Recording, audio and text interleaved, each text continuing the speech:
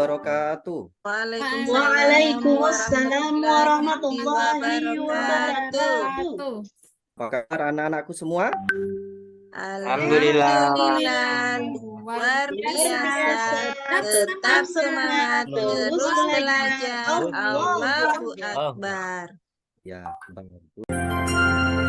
Tangan ke atas menggapai bintang, tangan ke samping yang terbang, tangan ke depan ikan bergerak, tujuan hati siap berdoa. Putar-putar, tangan diputar. Proses perkembangan manusia, Pak. Mulai dari kecil Proses hingga dewasa perkembangan sampai manusia. tua. Semua anak-anakku adalah anak-anak yang hebat. Ayo kita kasih tepuk hebat. Bagaimana coba? Tok tok tok, hebat hebat. Hebat hebat. Hebat. Coba sebuah gambar perkembangan manusia kayak semacam kita. Itu dari kecil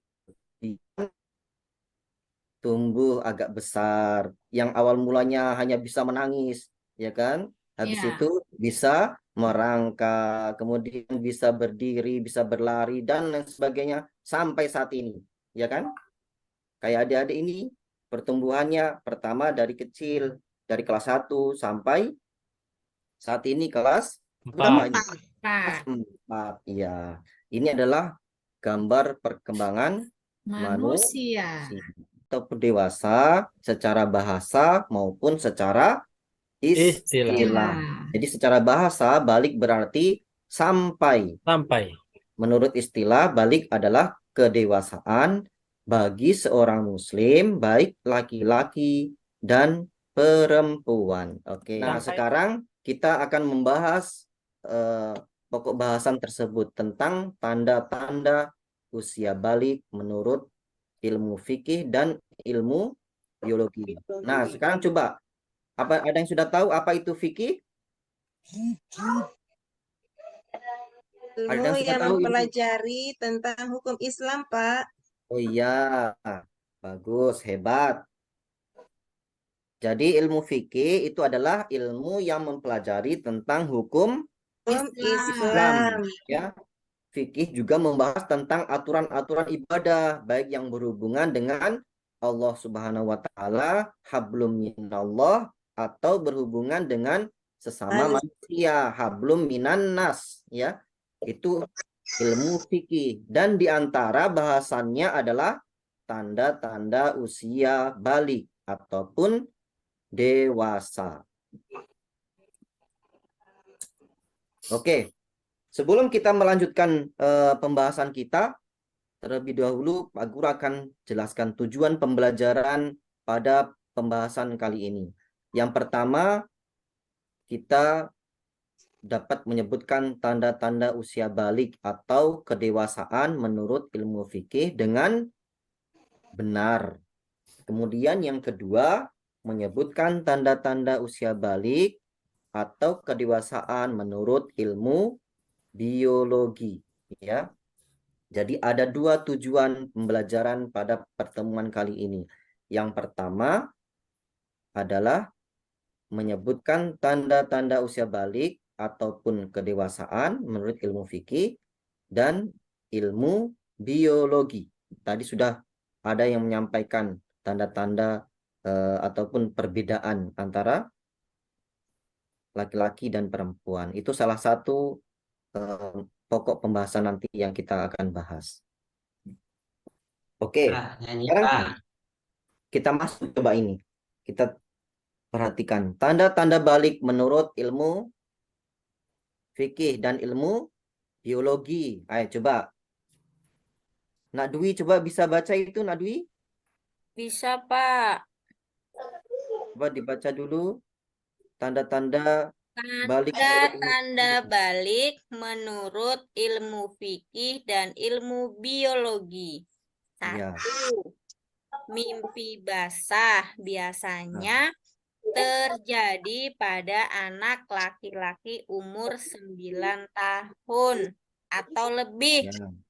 Mimpi basah ini juga tidak menutup kemungkinan terjadi pada anak perempuan.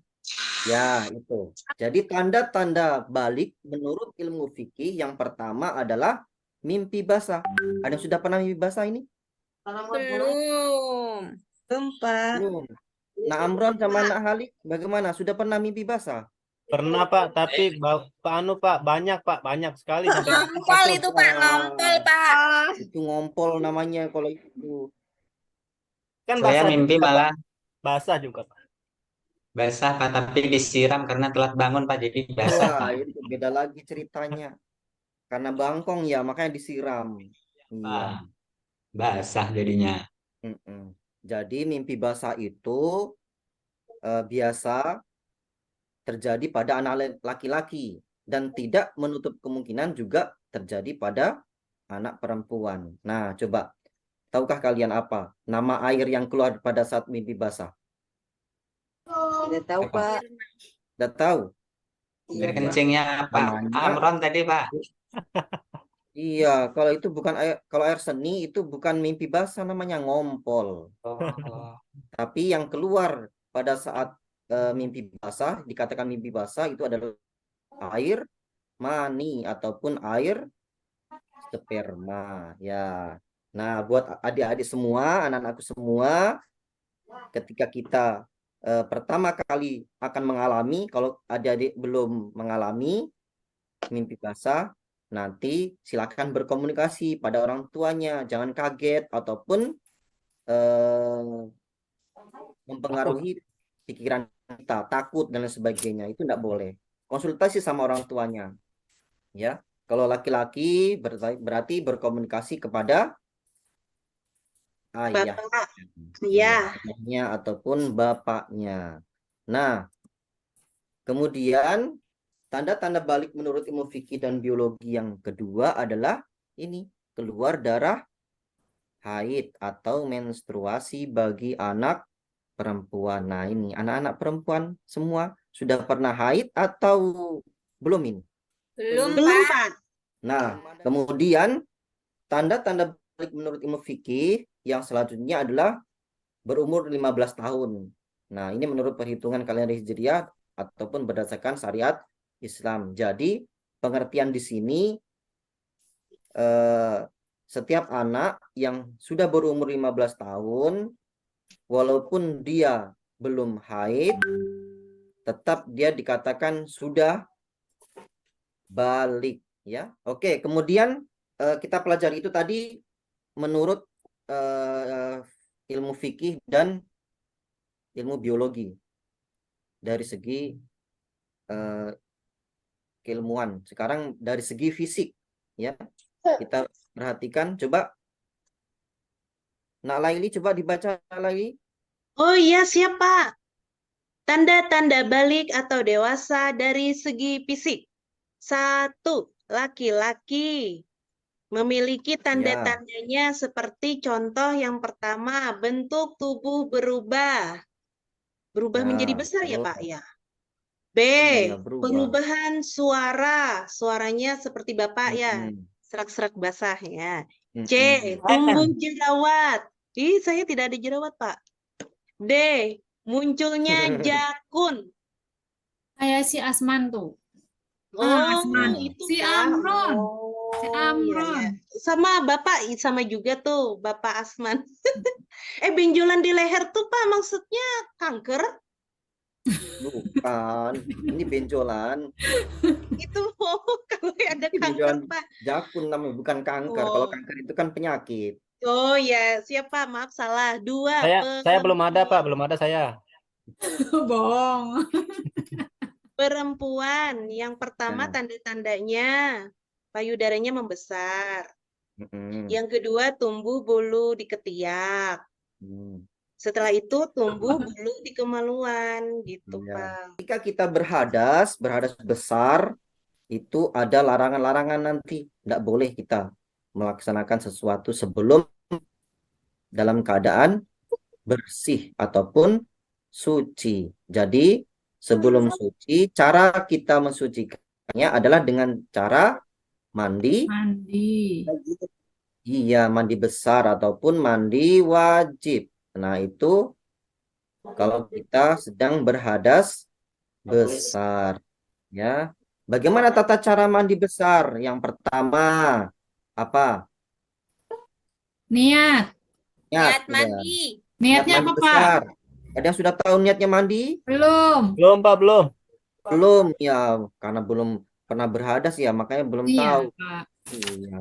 Tapi Pak Guru akan ajarkan ya bagaimana tata caranya ataupun niatnya mandi besar supaya nanti ketika ada di berhadas bisa melaksanakan mandi besar dengan niat yang benar. Niatnya Bismillahirrahmanirrahim.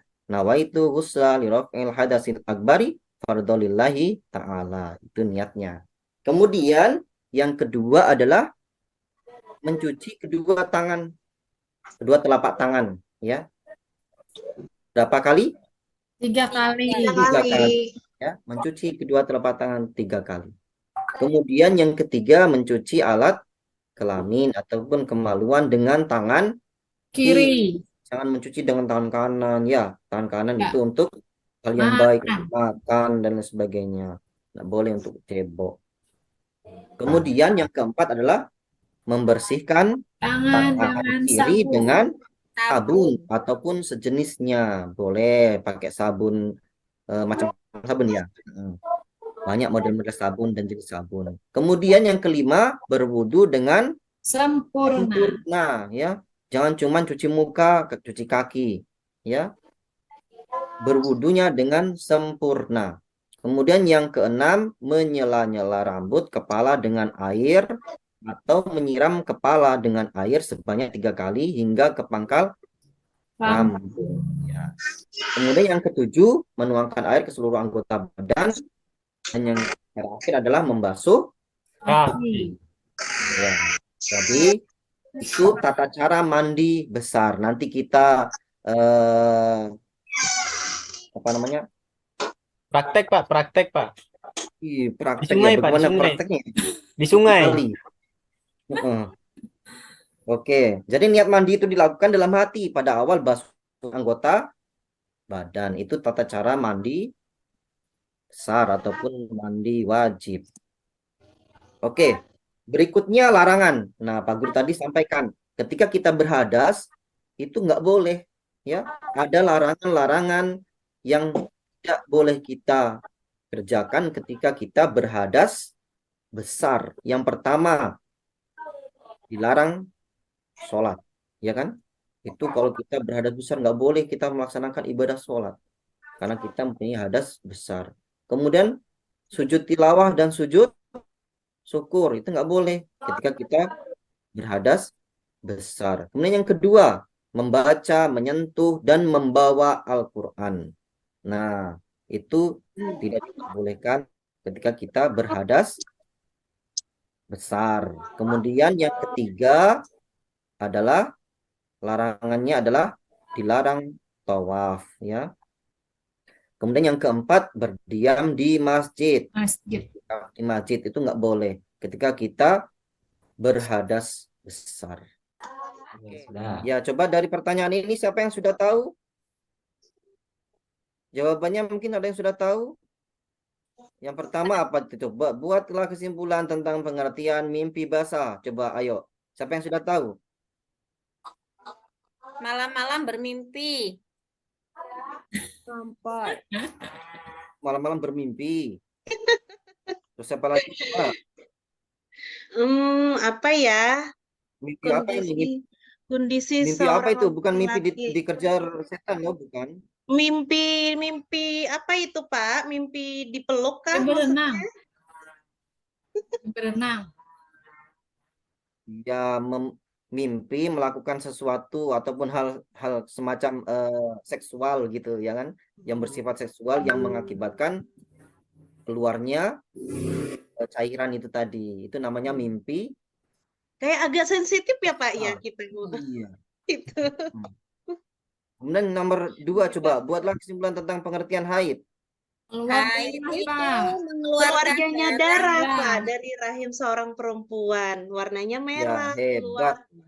Hebat Nalaili. Coba kita kasih tepuk hebat dulu Nalaili. Ya, semuanya Pak, semuanya Semuanya ayo hebat. coba tek tek tek hebat hebat Tep tep Hebat. tep, semuanya hebat hebat. hebat Hebat, oi. Kemudian coba yang ketiga, carilah tanda-tanda puber ataupun balik bagi anak laki-laki. Coba tandanya apa coba? Nah, tumbuh jerawat, Pak. Tumbuh jerawat. Jerawat. Itu jerawat. Terus apa lagi? Tumbuh tadi yang di sini Pak, di Tumbuh bawah di leher benjolan tadi. itu Pak. Tumbuh di Hah? benjolan. Gondok Pak, gondok tumbuh gondok Pak, tumbuh gondok. Gondok. Munculnya jakun. Iya, Jakun, jakun, jakun. bukan gondok Jakun, ya. oh iya Pak, jakun, jakun. Tumbuh jenggot Pak, Iya, jenggot. tumbuh jenggot, Jenggot. kumis, ya kan? Ya. Suaranya Itu Pak besar, suaranya. Suaranya udah Ya. besar. suaranya besar. Nggak ya. nyaring lagi Pak, nggak nyaring lagi suaranya. Itu. Terus apa lagi tanda-tandanya? Ada yang tahu? Nah, sekarang coba kita buka simpulan daripada pertanyaan-pertanyaan tadi. Jadi mimpi basah adalah mimpi yang berisi kegiatan seksual dan menyebabkan keluarnya air mani. Kemudian haid adalah darah yang keluar dari rahim perempuan setelah usia balik dengan cara yang normal pada waktu tertentu tanpa ada sebab-sebab tertentu. Kemudian tanda-tanda kedewasaan pada laki-laki, bentuk tubuh berubah, perubahan suara, tumbuh jerawat, tumbuh muncul jakun, dan sebagainya. Kemudian tanda kedewasaan pada anak perempuan itu membesar, tumbuh bulu ketiak, tumbuh bulu semuanya. Nah, oke. Itu pokok pembahasan pada pertemuan kali ini ya. Diingat-ingat. Di pokok pembahasan pada pagi hari ini adalah mengenal tanda-tanda usia balik ya. Oke. Sebelum kita mengakhiri sebagai warga negara yang cinta akan tanah air, kita menyanyikan lagu dulu, lagu-lagu nasional ya. Ada yang sudah hafal Garuda Pancasila? Apa Pak? Apa? Ya, kalau sudah hafal kita nyanyi bersama ya. Ya, kita akan menyanyi bersama-sama. Oke.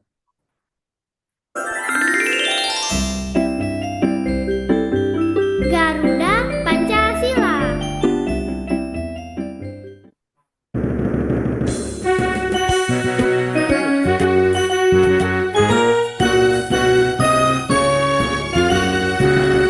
Garuda Pancasila. Akulah pendukungmu.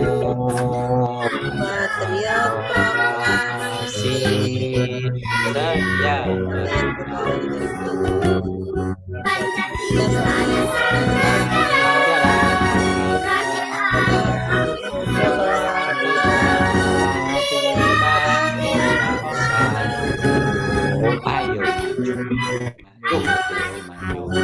Ayo, maju, maju.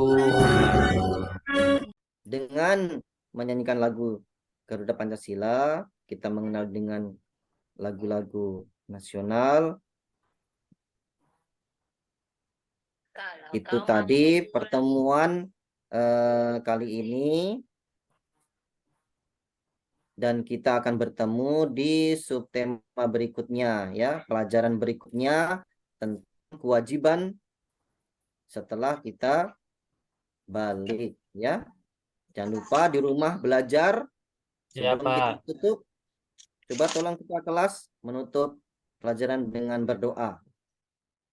Jadi itu pembahasan Pak Guru kali ini.